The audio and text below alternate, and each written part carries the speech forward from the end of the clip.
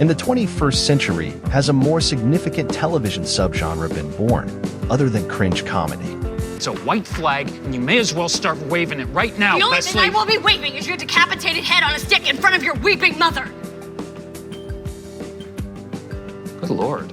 It's everywhere, from Fleabag to Arrested Development, Between Two Ferns, Cunk on Earth, Always Sunny. So you guys, what's the deal with those hands-free headsets that everybody's wearing in their ears, right? The list goes on.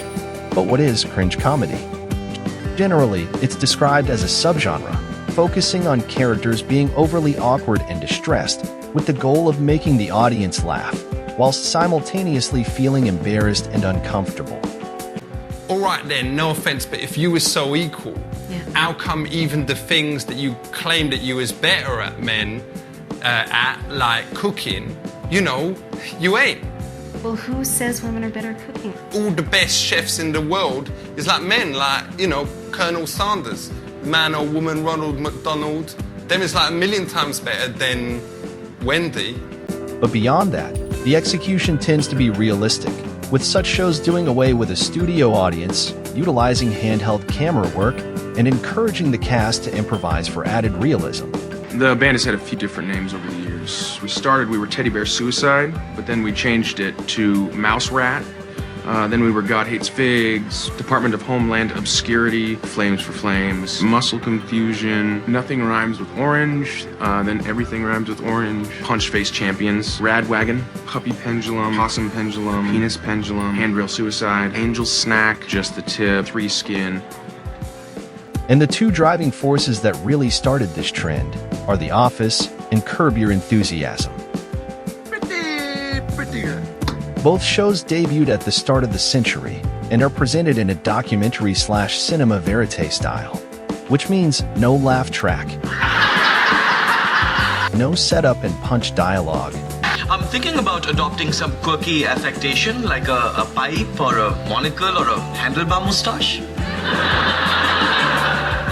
For all those girls out there looking for the Indian Monopoly Man? No theatrical acting, and no upbeat pop song in the title credits. Everything down to the pacing feels natural. So straight off the bat, you don't know if what you're watching is a drama, a documentary, or a short film. I don't think it's any coincidence that both shows coincided with the rise of reality television. Big Brother, Survivor, American Idol. There was an appetite for non-scripted formats that audiences just craved, so reality-based comedy felt like a perfect fit. But it's not just the look and feel of these shows. It's about the protagonists and how they make us cringe and laugh at the same time. Would you like a window seat or an aisle seat? I want a chair seat. Either one's fine. And all these characters have the same things in common. They are self-centered, politically incorrect or rude. They defy social norms and taboos, are ignorant, unpopular, and are self-unaware. And it's this last characteristic that is often the driving force. They're oblivious, which is what gets them into trouble and makes the audience feel embarrassed on their behalf. David Brent and Larry David may not be ashamed of themselves, but the show makes it easy to be ashamed on their behalf. Looks like you could take care of yourself. It's none of your business. Okay. Because the thing about it is that I just don't see anybody taking you down. By laughing at a character's inappropriate behavior, we are reaffirming our own sense of morality. We know what the rules are, and when we see someone break them, we laugh to relieve our own sense of anxiety. What is it that you do again? I'm like a janitor. I'm a full-on rapist, Africans, dyslexics, children, that sort of thing. The art of cringe comedy is you don't let the characters off the hook. In real life, when something super awkward or embarrassing happens, you look away.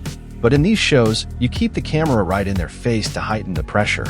No slipping away quietly. No subtly changing the subject.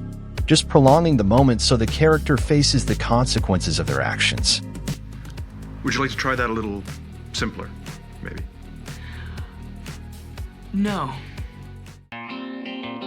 But The Office and Curb are by no means the first shows to do this. In the 90s, The Larry Sanders Show innovated the documentary-style sitcom, using both videotape and film to present a show-within-a-show format. And Larry definitely exudes all the traits of a cringe comedy character. Are you actually telling me you couldn't get an erection until you turn your own goddamn show on? And if we're sticking to the 90s, you could even say Alan Partridge and George Costanza are the same. Even though both shows utilized a studio audience and were somewhat traditional sitcoms, they could still make you cringe. And if we examine the world of cinema, 1984's This Is Spinal Tap really got the ball rolling. The original mockumentary comedy, with many a rock star telling stories about how they could empathize with the band's failings and how painfully real it felt. Talk about your reviews a little bit regarding Intravenous de Milo. This tasteless cover is a good indication of the lack of musical invention within. The musical growth rate of this band cannot even be charted. They are treading water in a sea of retarded sexuality and bad poetry. That's nitpicking, isn't it? But in my opinion, the original king of cringe has to be Andy Kaufman. No one else could blur the lines of fiction and reality as well as he. A true master at manipulating an audience, light years ahead of his time. And whether you find him funny or not, whether he was fully appreciated in his own time or not, he was at the forefront of this new evolution in comedy. If cringe comedy didn't have a market, it would have ceased to exist. Bachelor number 3. It's the holiday season and I'm Santa. You're on my lap. Little boy, take it away. What? Wait a minute. Wait, I don't know what she looked like. Art is always evolving, and comedy is no exception. Performers are always trying to find new ways of making you laugh. And I, for one, can't wait to see where comedy takes us next.